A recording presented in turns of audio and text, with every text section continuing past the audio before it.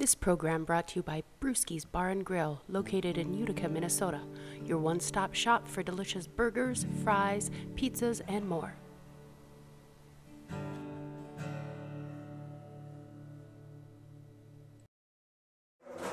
Well, welcome to Icon with Bully and Ringer. Man, we're back in our home. Yes, I feel so this much is better. home. Yes. We've been gone, it feels like, for weeks. So it's been like 3 weeks. Well, we were asked, by the staff here where the heck we were last week, and I guess we apologize for not telling them. But those things when you get busy and you forget that. You just passed us by. So, what? I've got a list. For what? So where are we going to? I thought the way we should start, because folks, we've got so much to predict, talk about. Because we haven't really done our duty here. We're already a week and a half into the Major League Baseball season, and Mike hasn't told us who's going to the World Series yet. So I'd like to start there. Okay, well, we shouldn't use predict's a pretty big word. I would like the guesses would be better. All right, we haven't made our guesses yet. Yeah, our guess would be better. So I'd like to start with the American League, if I could, if we shall.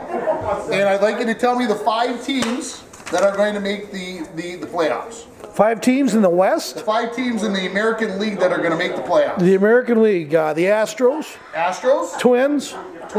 Boston. Yankees. And the Angels. Okay.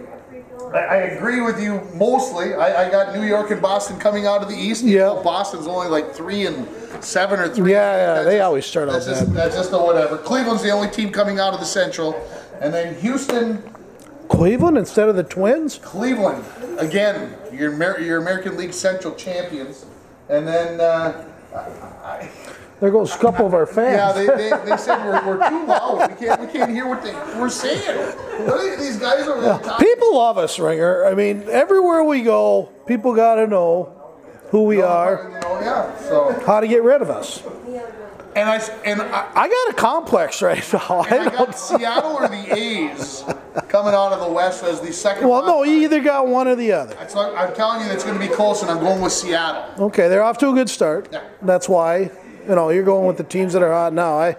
No. I just told you Boston's. And I don't know, the Twins are getting something I didn't expect that they had. Pitching? To me, that's going to make the Minnesota Twins. They've had one bad outing. Ortariza, me and my brother and our wives got together at an establishment. Yeah, they should have called that game, and the umps were just jobbing the. I've never seen umps with such attitudes lately. I don't know if we'll get into that. Oh boy, man, it's like the show later they are mad at life. They think they are more. What did you hear what the one ump said? No. He basically just said, "I'm more important than you are. That's my call. I can call whatever I want." Those were his exact words. I can call whatever I want. He is the ump. He doesn't. We don't need that. Get it out of there. You know why they're all mad? And why everything's going to change? Because eventually it's all going to be run by cameras. And they're going to be all out of jobs. So that's why they're mad? I think so. So we're going to have everything on a camera? I think so. Okay. The future's coming. I mean, that stuff's going to happen, so we'll see. So you got 5 teams out of the American League? I don't see how you can't pick the Twins. The Twins have a lot of firepower. They're going to get the good pitching. You talked about some teams that are off to a slow start. The Twins are off to a phenomenal start as far as I'm concerned, and they cannot sustain this. 6-3? Yeah, 5-3, 6-3 right now. Who's everybody else? What are they all around? They're all doing okay. Detroit 7-3 leading the division. Yeah, they're all doing pretty good. Cleveland's been doing well, and I don't see. I would love to see the Twins keep doing what they're doing, but I don't see it. I do see it. So okay. So are we saying who's going to the World Series? Are we going that? We can far? Get there, but why don't we name the 5 teams over in the East? Go ahead. I'll go first. Again, I've got 7 teams that I think are going to be there. That's not the rules. And then I'm going to give you the 5. Okay. So you got Philly and Washington out of the East. You got Milwaukee, the Cubs, and St. Louis out of the Central. And you got LA and Colorado. Now, if it sounds like I'm talking about what happened in 2018, that's exactly what I'm saying. These same teams are going to be back. And I'm picking Philadelphia, Washington out of the East, Milwaukee and St. Louis out of the Central, and I'm picking LA out of the West. Ours is pretty similar, I guess. And I got the Dodgers coming out of the West. The Brewers will come out of the Central? The center with 2 ex-MVPs in Braun and Yelich. In the East, I like the Phillies pitching. I like Bryce Harper in the lineup, and I like that Hoskins. Nice player there. Cardinals be one wild card team, and the Braves are back. The Braves are going to suck up that second wild card team, and no Cubbies in sight. So that's good for baseball. I think we don't need the Cubs in there. We don't need the Cubs anymore. Playing the base. We like them mad. They're more fun when they're mad. When they're feeling. Yeah, when they're winning, they're not as much fun. Okay, so then are we picking our wild card winners? Yeah, we could. No. We'll go right to the American League title game. Okay. Who's playing? I got the Astros against the Red Sox. Look, sounds kind of familiar. I will say that the Yankees will be there, and I will also take Houston to be there. Okay. To go 7 games. And over in the East, who you got playing? Woo, boy. Oh, it's our favorite fan. It is. I'm going to go Philly and LA. Okay, I got the Phillies there. They're going to be playing the Brew Crew, so Milwaukee and Philly. And then in our World Series, I guess I got the Astros and the Phillies, and it says right there, World Series champions, Houston Astros again. I'll go with the Yankees and the Phillies, and then. Why do you got the Yankees? Too much horsepower, too many guns, too many bats. Pitching's a little suspect. A little average. We'll see. We'll see. When you get to the playoffs, you only I don't know. need 3. It'll be November before we find out. So they ain't like we're going to remember this show. Somebody will remember, because this is like the 3rd year in a row he's picked the Astros to win it all. All right. Somebody want to keep this for proof that this is who I picked? Paul's going to put it up on the tape it up on the board. I got more of those coming. I got a whole prediction. We got a whole. It's called Guess Your Team tonight. Okay, so before we leave baseball, and you're talking about the Twins, and the Twins are going to win the Central, right? Yep. How many wins do the Twins get? 93. Oh crap! I'm a believer. I hope he's right. Davy Jones once sang for the Monkees. I hope he's right. Yeah. Wow. Yeah, I'm a believer. Last year we hoped for 85. I think they ended up with 79 or 80. They will be over 500, so why not 93? It'll be around 85 to 87, somewhere in there. If they keep getting this pitching, I don't see how... They'll keep things very exciting. The people are throwing stuff at us. I don't know if you need I think those ones I don't need. We'll pick those up after the show. I think he had multiple guesses. Ferguson just tear them up. I can sign them for you. All right.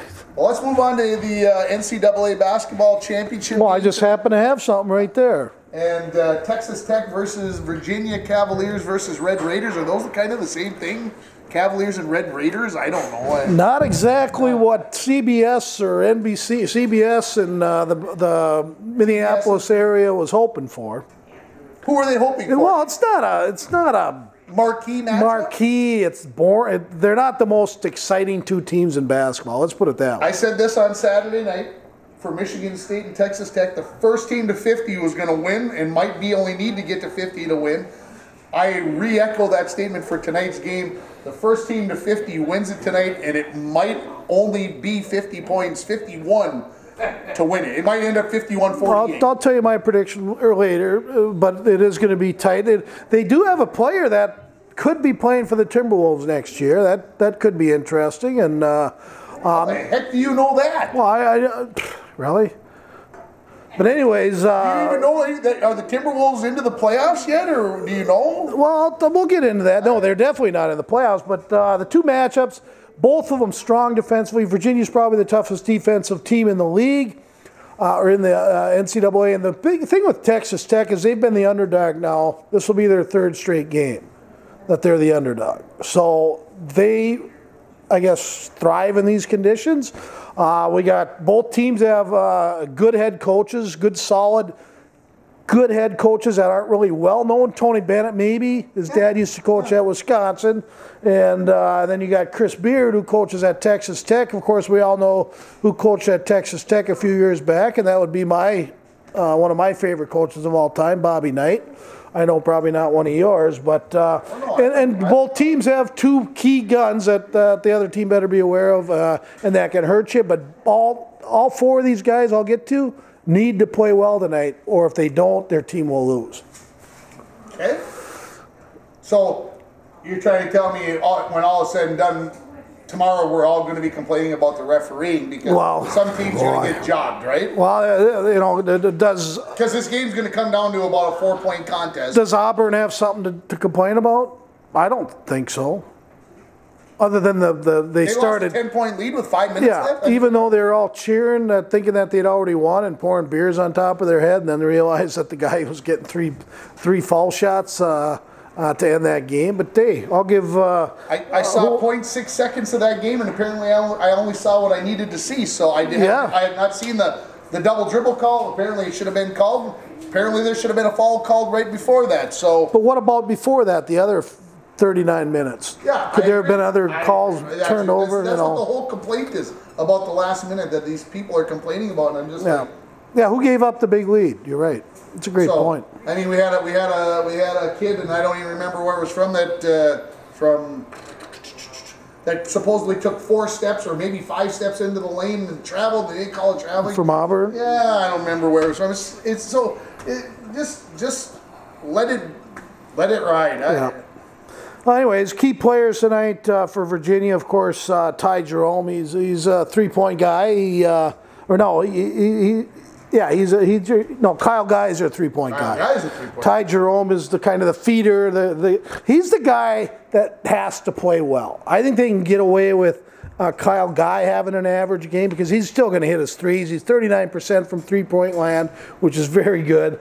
But this Ty Jerome, he has to play well tonight for Virginia to win, and I really think he will. He seems to always show up for the big games, and he's basically the straw that stirs the Cavaliers' drink. And why do they call him Who? H-O-O.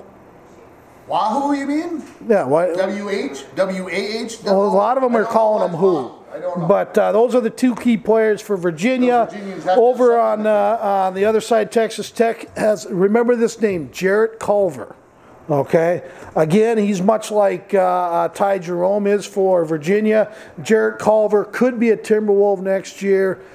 He is going to be a lottery pick. He's going to be a top 8 to 10 pick, right around where the Wolves pick. So don't be surprised by watching tonight's game that Jarrett Culver's not a Timberwolf next year. And the other guy, of course, the guy who had the brilliant game against Michigan State, Matt Mooney, had 22 points against Michigan State and single-handedly won that game for him. If he shows up, Texas Tech's going to win the game. Absolutely. If he has a big game, they're going to win.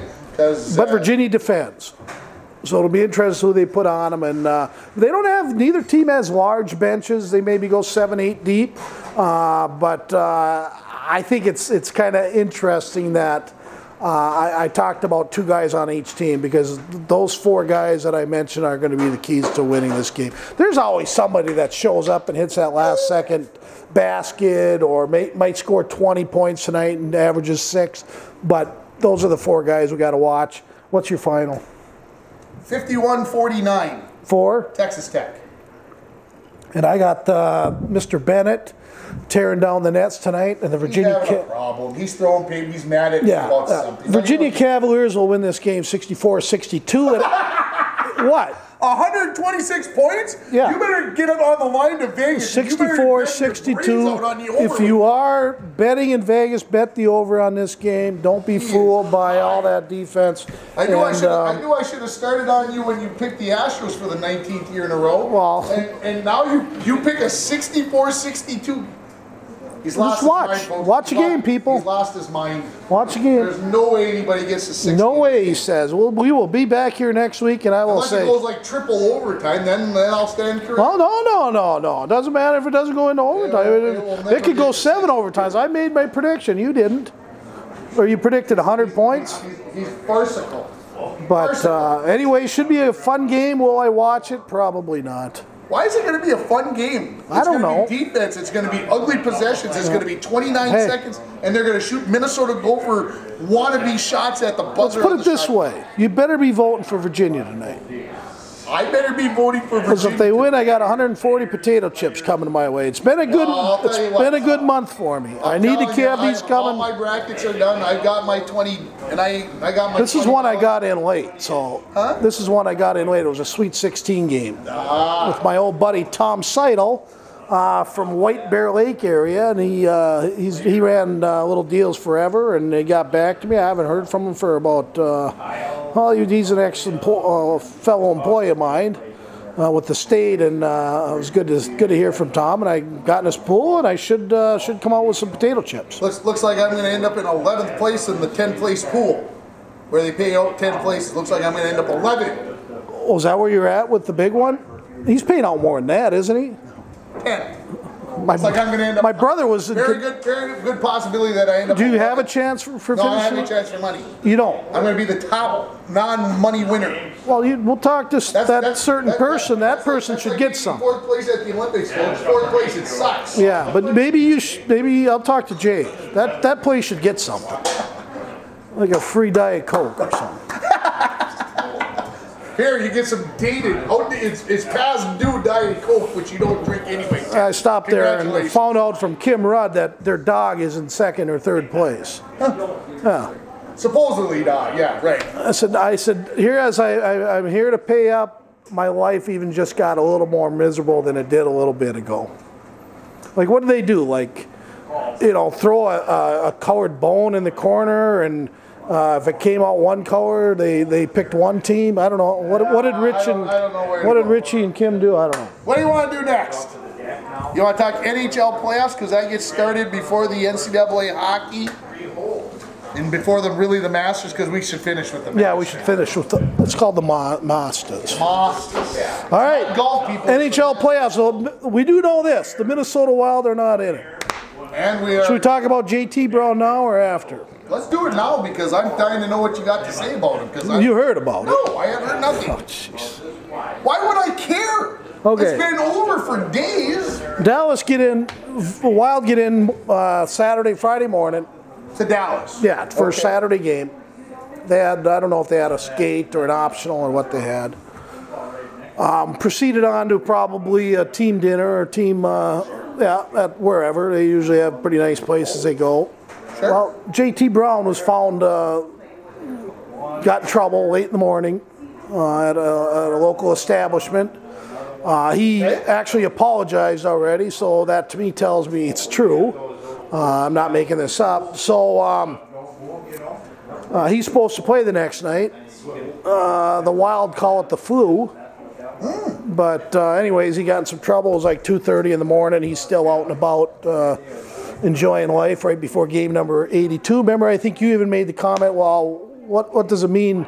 It doesn't mean anything playing a meaningless game on game 82.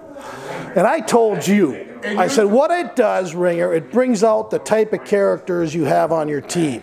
And you found out what kind of character JT Brown is by how he handled game 82. And I'm telling you, the Wild did exactly what they were supposed to do in game 82. Well, no, you can never tell a hockey player to do that. You need to get a better if you can show me or have one hockey player come up to me and admit that they tried to lose that game. They didn't try their best. They didn't try to lose it, but if they didn't get through the things that didn't matter. Oh, you felt sorry for Stalock. Yeah. Did you see how he went off the ice after the game? I heard only first thing I noticed. Okay, normally they wait for their players to get to him and they pat him on the thing. He skated right to the corner where the locker room goes, right off the ice. Didn't wait for his teammates. He just took right off. And Bruce Boudreau stuck up for him after the game and said he played his heart out, and the rest of the team obviously didn't care as much as he did. I agree. And JT Brown didn't play. I found it interesting too. And usually when there's one, there's a second one. You know, as in say JT's out till whatever hour in the morning. Somebody was supposed to be watching JT. Aberg was supposed to play the next day. Aberg didn't dress. They put in Hunt because Boudreau said he deserved to play and didn't mention anything. Aberg's gone too, and I guarantee you JT Brown will be gone. A lot of people on Twitter, I can't believe some of the things. I get it. Okay, if they're defending him because he has an alcohol problem, that's one thing. I'm never going to get on a guy for that. Yep. Okay, but there's been no proof, there's been no admittance, there's been none of that getting brought out that there is an issue there. Okay, but to me, what he did was very selfish. Tells me he doesn't care about the rest of his team, and tell me it's all about him. Okay, he that's a bad offense in my book. Okay, he's a borderline fourth-line player. Okay, now is he happy being who he is and playing fourth line for Minnesota Wild? Maybe not, because he does have a contract that runs through next year, which of course that's not going to happen. But to me, they don't need a type of that player surrounding the young players that they have coming up. Like a Fiev, like Greenway, all these. Don't believe me, these guys like to go out and have pops, okay? I know that happens, okay? But nothing good ever happens after midnight on the road in the NHL, okay? So just saying that, and pretty disappointed, and I can't believe the amount of people that are actually backing Brown on this one. It's mind-boggling. I'll be honest, I had no knowledge of it before you spoke about it, and to me, it is what it is. I couldn't even believe you were tweeting about that game on Saturday night when the Final Four is. Well, yeah, the reason is, and I told you why I watch it, because I like to watch effort. Well, you should have been watching in January when you were ticked off at them, because those games are meaningless. Well, I hope I don't have to watch for effort in January. I mean, although it could have been questioned. Okay, but yeah, it's I like to watch. You notice some things. Of course, Spurgeon's always going to go 110%, and of course, your boy Suter, he's out there giving it all. And I've come to conclude. I wish I would have watched. And another bad thing I said, I shouldn't say these things, but I do. It just irks me. But Greenway, they might as well just give him jersey number 3, because that's who he's turning out to be. He's our new Charlie Coyle, everybody. He is. Wait until next October. Coincidentally, both of them went to BU. Okay, that kind of tells you something about that. Ooh. Now, if they would have went to PC, the college south of them, that would never happen to a PC guy. PC guys go all the time, 110%. Let's talk about the NHL playoffs. Yeah. And let's start in the East? West? All right, starting in the West. I see he's gone chalk. No. There ain't no chalk on this board. He's gone chalk on the West. Well, no. Let's go Calgary, Colorado. I got Calgary winning in 7. It's going to be a tough series. Chalk. See, you went number 1. Reason being, Colorado has a hot goalie, has a hot team. Looks like Ratanen's going to be back, and Landeskog's back. I'm looking forward to the Zadorov-Landeskog against Tkachuk. We'll see if Tkachuk is spouting this series, because this is Zadorov. He's like 6'6", and he's mean. He will run you through the boards. And if little as Kachucky Cheese, he likes to call himself, okay, has a code that people have to live up to, because he's so doggone important in the NHL. Yes. Oh, by the way, Giordano's the one that hurt McDavid. So Giordano's getting a nice, having a nice year. First he goes after Koivu's knee, and then he went after Cam Fowler, knocked him out for the year last year, and now he's adding McDavid onto his list. Sounds like somebody needs to clean his clock. He's a big Norris candidate. There's no way that guy's a Norris candidate. He's dirty. Okay, he's flat out dirty. Anyways, Calgary in 7. I agree. Calgary wins the series. San Jose, my dark horse to win it all. They'll win that series in 5. They'll win that series in 5 games against Vegas. Everybody's falling in love with this Vegas thing. Not happening. People are having fun going to Vegas and winning now. So they'll win at least 1 game, and that's all they'll need. San Jose in 5. San Jose wins the series. I agree. Let's move to the Central. Nashville's going to come out of there against Dallas. Dallas just can't score. They are going to need to play well defensively. I think Nashville's been waiting for the playoffs to start about 3 weeks ago. Look for Nashville in 5 in that. Predators, I agree, win it. Let's move on. Winnipeg will win in 5. Everybody's jumping on this St. Louis bandwagon, saying how well they played. Remember, it's still relatively the same team that the Wild knocked out here a few years back, and that's a team, they kind of remind me of the Wild. They're not changing any parts, really. They're good enough to make the playoffs, but not a threat to win the Stanley Cup. So I'm saying Winnipeg will win in 5. So he goes 1-2, 1-2 coming out. So out of the West, so do I. So just so we're understanding, but you're Chalk Boy. You're Chalk Boy. That's what I am right now. Are we staying in the West, or are we going over to the East? Let's head over to the East. Let's head over to the East. Go ahead. I believe that you are voting against your Tampa Bay. They're not my Tampa Bay Bucks. This is the team you told me back in September was going to win the cup. Well, that was back in what month? September. Well, yeah, that's what. And if I'm right, I'm a genius. But right now, I'm hedging. I'm hedging. I'm hedging my bet. Okay. Columbus was a team we talked about Columbus 3 weeks ago that was dead. Dead. The GM called the players out. The players were Edmonton Oilers. That's what this team reminds me of. Edmonton barely got in. LA Kings, another team, barely got in. Edmonton got to the Stanley Cup and lost as an 8 seed. LA Kings got in as an 8 seed and went on to win the Cup. Columbus scares people, and here's why. Any other matchup, I would have Tampa Bay winning this. Actually, if Tampa Bay wins this series, they're winning it all. They're probably going to win it all. But I don't think they're going to get through it. Bobrovsky's a goalie that can steal 2-3 games for you. Okay? They got a mean, tough team. Okay? You put the real Foligno, Nick, instead of, we got the wimpy one. We got Marcus. I want Nick. I'll take Nick Foligno. Real Foligno. Yeah, he's a real Foligno. But I like that too. Marcus is getting all this. No, Marcus, he had 4 times after Ben got him yesterday. He got 4 shifts when they were out there together, stayed totally away from him. No, Marcus, no. But anyways, Tampa Bay is going to lose this series, Rager. I just know it. Boston, Toronto. So taking Columbus, you're taking Tampa. Tampa, no doubt about it. I got Boston. My Bruins are going to win. I got a new shirt coming. Boston will win over Toronto. I agree. 6 games. I got it in 6. 6 games. I got a new shirt coming. Here comes the defending Stanley Cup champions, the Washington Caps against Carolina. I got a new shirt coming. I tell you this. He's got a new This is my 3rd time.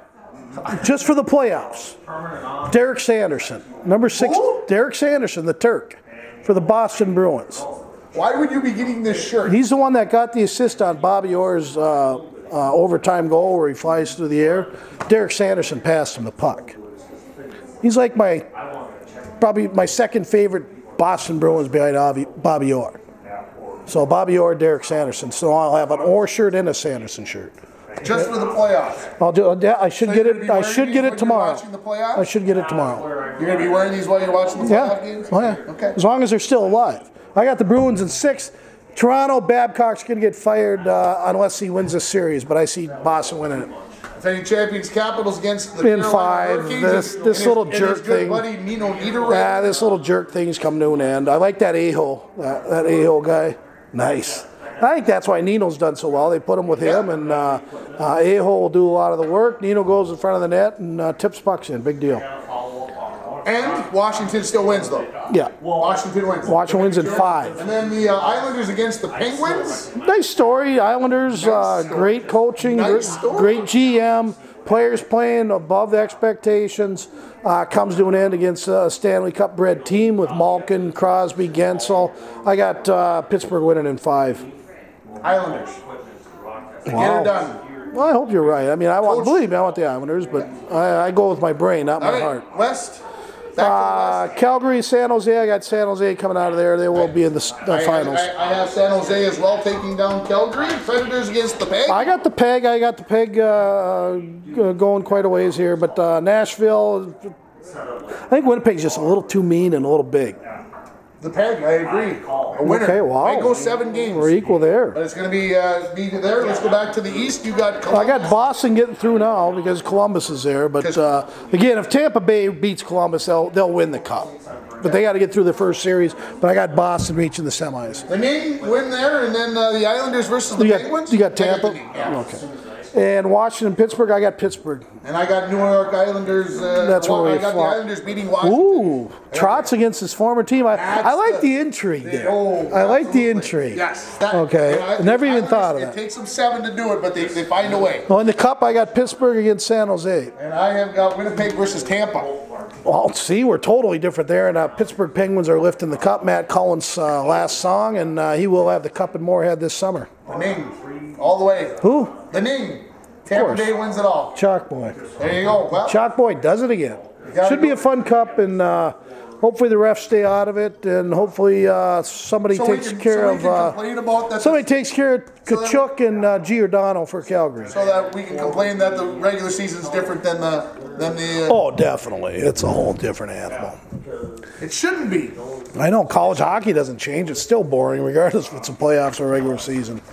You know, we're gonna bring that up because you and your brother are saying how boring it is. Okay, so the Wild have scored. They played their last week of hockey. Yeah. They played their last week of hockey. They played 4 games, and what did they score? 4 goals. Yeah. This is your guys complaining about college hockey. Oh, it's a 3-2 hockey game. It's a 2-1 hockey You got game. Cunnin, Greenway. They played college hockey a year ago. They're all college hockey players. I'm looking at these NHL scores: 3-2, 2-1. They get an empty netter, they win 4-2. It's the same scores that you're seeing in college. It's the same. But that makes a little more sense. It's the same crap score. Okay, they've reached the pinnacle. You know, to me, coaches in college hockey are dragging down their talent. It's overcoached. Who's going to win the Providence? We're not even going to get to the finals of that. We got a big grudge match coming up. It's overcoached. So we don't really need, doesn't matter who we have coaching the Wild, just let the horses run. Oh, no, the Wild definitely need, they probably need like a coach, a psychiatrist. So you're saying a team motivator. Coach, the college kids are overcoached. I think so. That's my opinion. Hey, it does not mean I'm right. Okay? You don't have 1-0, 2-1 games throughout the whole playoff thing. The only one that's actually scoring some goals is Providence. Okay, UMD's usually locked in 1-1 going into the third, and they usually win that third period because Sandlin's a better coach than most. He's probably one. I'll give him credit. He doesn't probably overcoach. He lets his kids play. Okay, but when he needs to get tightened down, he'll tighten things down. And but UMD is getting beat. UMD is getting beat by Providence College. The big grudge match. You and I, Bully against Ringer, semifinal. Go Dogs! What is it? Semifinal Thursday? Semifinals on Thursday. It's a big day that Thursday. ESPN2. Oh, it made the big show. It's not being played on ESPN 6 or Cinco or whatever. But so of course he's going Providence. Although Providence did lose one of their better players, which could hurt. But why? Because he was out dealing with JT Brown or what? No, he got hurt. But I like the goalie's name on Providence. Which is? Hockey. Hawkey. That seems very, very appropriate. That's why they're going to win. That's why they're going to win. And Denver and UMass and the other one? He doesn't care. The winner of the Providence UMD game wins the national title. Very interesting. I picking Denver and then all NCHC final in Buffalo, and UMD wins. Of course they do. Yeah, Chalk Boy and Homer. Okay. All right, let's move on to the Masters. The Masters. And you filled out your bracket, I assume, this morning. Yeah, I got my Masters top contenders. Is that what you did, kind of? I did. Okay. I went through and I think I put down about 15 names. That I go by order of who I think's got the best chance. Okay. I just went through the names. And I'll go backwards then. Number 10th, I think. We're at 10? I think so. Okay. Justin Thomas, he definitely has a game for it. He's long, can play. He hasn't played well this spring. That's my only concern with Justin Thomas, but he's my number 10 chance to win the Masters. I can buy that. He's one of the names that I have listed here. I got 2, 4, 6, 8, 10, 12, 16 guys that I wrote down that I think have a chance to win it. Fair enough. And he's one of those 16 guys. Okay, you go ahead. I'll see where he is on my list. Like I said, he was the last one listed. That was just because I was zipping through, actually going through them alphabetically. Of course you were. You know, you got to have being a teacher. You got to go alphabetical. You got to go alphabetical. Although I picked a couple off the top that I'm torn a little bit about a couple of guys and where they could end. Tony Finau is an interesting animal. Last year, the ankle, the courses I think kind of made for him to play to do well. And don't be surprised if he's one of those guys that's on Sunday that's hanging around 3-4 shots back or right in the mix. I'm very curious to see how he plays. Wonder if he'll play in the par 3. He'll play in the par 3. Okay. He'll exercise those ghosts of the dislocated ankle from last year. And I do not have Tony Finau in my top 10 or my others to watch list. Okay. So I cannot comment on Tony Finau, although he's a nice player, but I don't think he has the right game for the Masters. Okay. I didn't think Patrick Reed had the right game either. There you go. Who's next? Ricky Fowler. I like Ricky Fowler. Number 9, he's everyone's favorite. He's a cute guy. Everybody likes watching him. He's very polite and courteous on the golf course. He has the makeup to win this tournament. He's second last year. Yeah, he hits the ball long enough. He's got the short game, which is very important around Augusta. He's just missing the intangibles. So I got him a kind of an outsider, but good. Number 9 is not a bad ranking. I got him in my top 6. Okay, fair enough. I got him, so if that tells you where I'm going. You like the cute guys. I like the cute. Geez, who should I pick next? I'll talk about Phil, and of course a 3-time champion if I've got my numbers remembered correctly. He'll always give himself a chance to win. Again, he is maybe not in that playing his best golf, but he'll find a way to keep things interesting this weekend. He might shoot a 76 one day and come back and shoot a 66 the next day. He'll find a way to be in it at the end. Well, Phil is on my list. Okay. He's at the bottom of it. Yeah. It says, no, Phil Mickelson will not make the cut. Ooh. I really just don't like him. Okay. The guy is kind of he's left-handed. He's a little pompous, and he's not as nice as a person as people give him credit for. Like a lot of people think Bully can be a jerk. I'm really not. Did you read this story on ESPN about him and this country singer that happened after the match last year between him and Tiger? Did you hear about Was he mean? Well, yeah. You He was a jerk to him. Well, I thought the other guy was being a jerk too. Well, I was just asking him, saying, "Hey, why did we have to pay for it?" And what did he throw him, like a $10 bill? $200 bill, and said, "I won 90,000 of these yesterday." Yeah, see, that's Phil Mickelson right there. It was hilarious. Well, I don't think it's funny. See, there you go. Some guy talking smack, you just throw it right back in his face. I loved it. It was awesome. Well, better not have been like Keith Urban or somebody. Yeah, his name is Line or something. I don't know. Okay. It's country music. Francesco Molinari. He's on my list. He's number 8. There's like 4 guys, and he's one of them that are playing really well right now. He did win the Players, or did he win the match play? No, he got 3rd in the match play, but he's playing really well. He did win the Players, or was that? Yeah, whatever. He's been winning. Oh, he won the British Open last year. Yeah, he won the British Open, but he also won a tournament here about a month ago. Okay. I seen him at the Valspar Open. He was in contention there. So I like Francesco Molinari. I have him on my list, no doubt about it. I'll just keep talking about guys that are not start. How about John Rahm? I got him. I throw him out there as a guy who has a chance because he can hit it a ton. Yeah. I don't like the guy. Really? I don't. But like you him. like Phil? No, I didn't say I liked Phil. Okay. I don't like John Rahm. He comes off as one of these cocky Ian Poulter type guys, and I don't like Ian Poulter. He's a great golfer, Ian Poulter, but he's on the wrong Same side country of my as leg. Sergio, so. And I know how you feel about Sergio. You and him are like. I kind of like Sergio, but I thought he's a little off base with Matt Kuchar. Was he ever? But there's another player, Matt Kuchar. I'm going to mention these 3 guys in particular. Matt Kuchar and Paul Casey. They've been the hottest players in golf. Okay?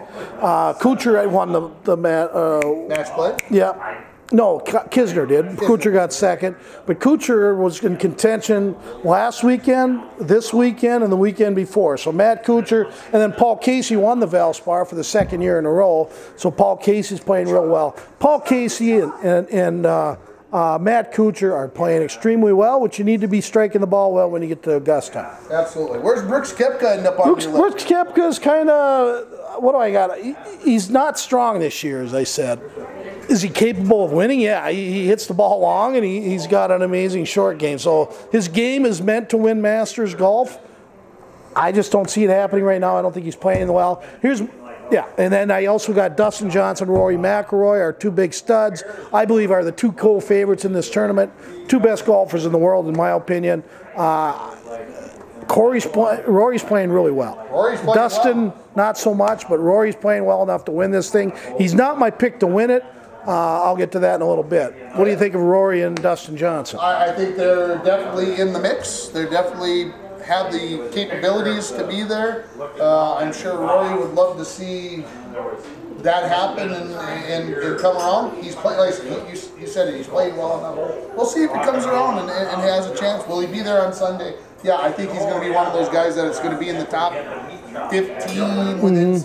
He'll be somewhere from the top to within 6 shots there. Yeah, because he's playing that well. Here's some past champions: Tiger Woods. Some don't make sense. Carl Schwartzel, Zach Johnson. Kind of weird. He won the British Open as well. Jordan Spieth, Bubba Watson's won this tournament twice. Louis Oosthuizen usually plays well here. Another guy by the name of Angel Cabrera has won this tournament and plays well, but none of them are going to win. Tiger's not going to win this weekend. Where does Tiger end up? Tiger's top 10, but he will not win. He'll be around, which will be good for the crowd. Justin Rose will win this tournament this year. I picked Sergio last year. I'm going to pick Justin Rose this year. The Cup will stay over in England, and I like Justin Rose. How about Jason Day? He was one of the guys I had on. I like him. He's good enough, but his back just isn't right. There's something not right. There's something not right. Yeah. Who do you got winning? What do you want to mention? Something else. What's your favorite hole at Augusta? Ooh, favorite hole. You know, I really like 15. Just because it's a par 5. Okay. And it's got that long, wide, green, very narrow. Yeah.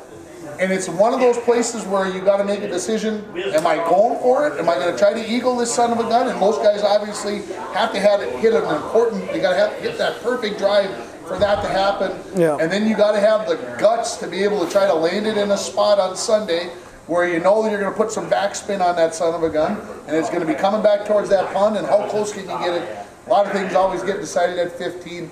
They got great par 5s on this course. Yeah. I mean, 2 and number 8, and of course 13. That's of equal, kind of runs kind of like how 15 does. But I like Amen Corner, 11, 12, 13. So much stuff can happen there, and I do have a least favorite. And that is 17 and 18. 17. I mean, for how beautiful and how set up, and every hole's just you're on the back of your edge of your seat, and then 17 and 18 are like blah. But 17 had the Eisenhower tree before it got hit by lightning, and they were taken down in the storm there a couple years ago. That made 17 very interesting. Yeah. The thing that saved 17 in my mind, and I agree with you, it makes me unhappy a little bit like you. 17 has such an interesting green. It does. That's so pin off to on the far right is tough. It's a tough one to get to. You just don't know what's going to happen. And then 18, I think when you watch it on TV, it looks simple, but it's very narrow through those pine trees, and you better hit her straight down the middle. But once you get off the tee, there's no other issues. Yeah, once you get past the trees. Unless you Greg Norman it right into the bunker. And I'm okay, and to be honest with you, I'm okay with 18 being a hole. It isn't bad. That you should be able to birdie. It should not be a hole where you're going, well, if you're part of this son of a gun, you're going to be lucky. I agree. 18's you got to have something that is birdieable, and so if you hit it out there ways and you don't hit it into the bunker on the left-hand side and you don't hit it in the trees on the right-hand side and you shape that shot a little bit so it curves up there, gives you a pretty nice iron shot in to try to drop it in between the two swales. And will the pin be in its normal spot on I can't see how they well, there's some information for you. 1 year it was not there. And people had a coronary event. Well, no. It was a pretty legendary tournament. It's the year Jack Nicklaus won. They had the tee. Remember they had the green or the pin spot back right. So Jack had his approach shot. If it would have been in the normal position, he would have been about 3 feet away. Unfortunately, he was down below the swale and had like a 55, 60-foot putt up the hill, and he knocked it within 2-3 feet. It was an amazing putt. And tapped that in and ended up winning the Masters. I did not know that. Yeah, that pin, when you watch Masters Week, if you go to the Golf Channel or ESPN2, one of them, they'll show all the Masters from the 60s, 70s, all the way into last year's tournament. It's funner than heck to watch because you can go back and live some memories. So I got to pick a winner here yet. Yeah, I want your winner because Ricky Fowler's a good choice. We got 2 younger guys. Anything else? Nobody. Well, does Paul have any questions? Paul, you got any questions for us? Yeah, is bowling a sport or not a sport? Bowling's a sport, absolutely. Bowling a sport. I bowl. So it's a sport. Well, no, wait. It's not a sport then? No, and I got to be careful here. Yeah, you're going to get yourself. This is a great question. You don't have to be a great athlete to be a great bowler. I'll leave it at that. Okay. So I would say, who's gonna win tomorrow? I would say no.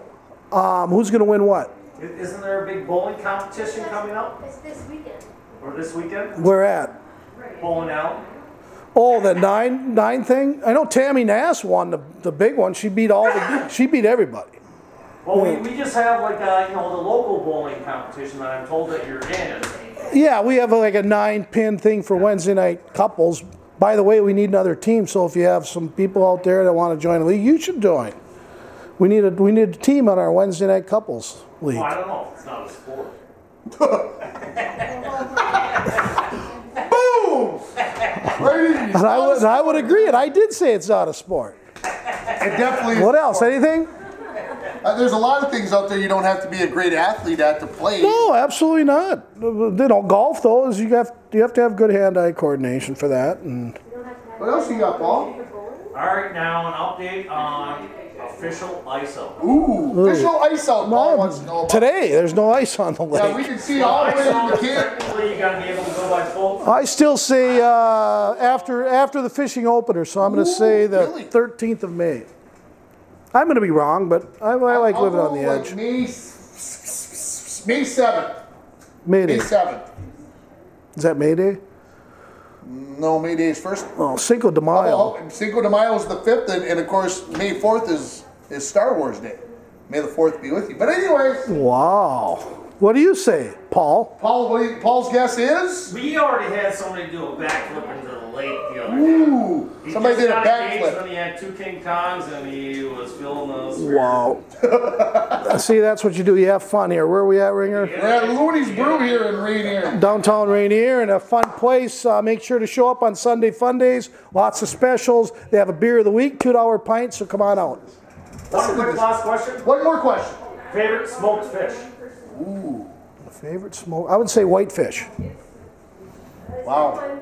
Very good. Oh, Smoked salmon? oh, I don't know. That's a favorite smoked fish? Man, they're all good. Sturgeons? You know, when you sit there, yeah, that's a pretty easy question. As his kids are trying to answer a trigonometry question, and he can't answer what his favorite smoked fish is. That's asking you, like, what's your favorite beer? I mean, Much like math, there's no wrong answer. there's no wrong answer. Well, wait. So apparently, There's all kinds of wrong answers.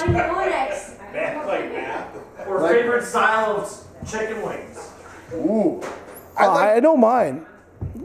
Parmesan garlic. and I I know yours. I had some. You're a dry rub guy. I like the dry rubs at BWW. I had the salt and vinegar. Ooh, that would be it. Yeah, I smelled you That's the rest of easier the night. than that. So you're pleading the fifth on a smoked fish? Well, I don't know if I can pick one. That's the problem. I wish I could, but they're all Smoked pretty salmon, good. smoked sturgeon's very good. Very good. It's all good, right? Thanks, everybody. Don't take us too serious.